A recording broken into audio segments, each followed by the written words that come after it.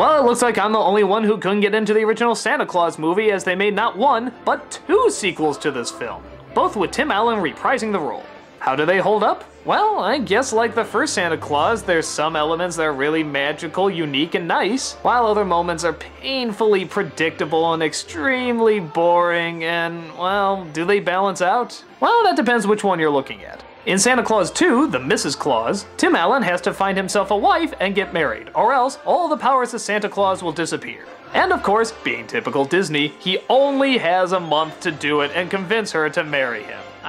Shit like that makes this really stupid. But what makes it good are some really genuinely romantic elements. And yes, it's still done in a month, and that's weird, but if you look at everything else as kind of this first date and just a couple slowly falling in love, then actually it's not that bad.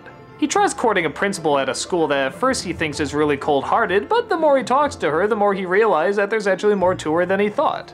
And their chemistry, I think, is totally believable and really charming, and leads to a lot of very nice romantic moments. But guess where it leads? That's right, he has to tell the truth about who he is, she gets angry and doesn't believe him, and it all starts over again. We saw it in the first film, it wasn't good then, why are we watching it again?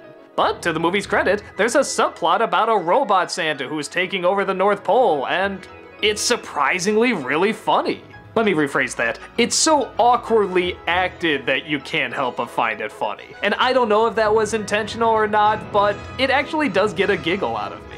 But then you gotta sit through another subplot about his son being put on the naughty list, which really you don't need. You could have cut this and everything would have been fine.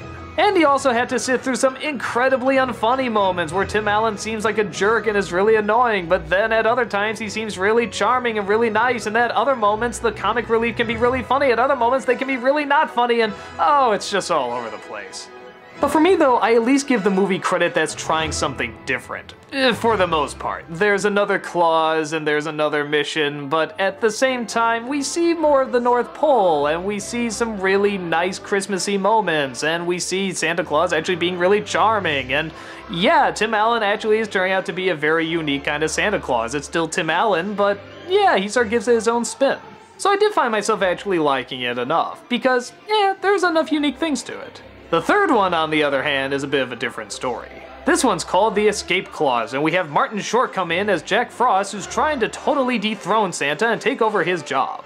Well, that's all fine and good, but we have a subplot where his wife wants to bring her parents up, but they can't because they don't think they can keep a secret, so they try to convince him that it's Canada. Well, okay, that's kind of funny and that can work, but then we have yet another subplot with her about to give birth, and yet another subplot about him being too busy, and yet another subplot that's combining like 3 different movies where he goes back in time and it's like he never existed as Santa, and what does that mean? So we sort of have Back to the Future and It's a Wonderful Life and the other Santa Claus movies, and any other movie you can throw in here that's not entirely original.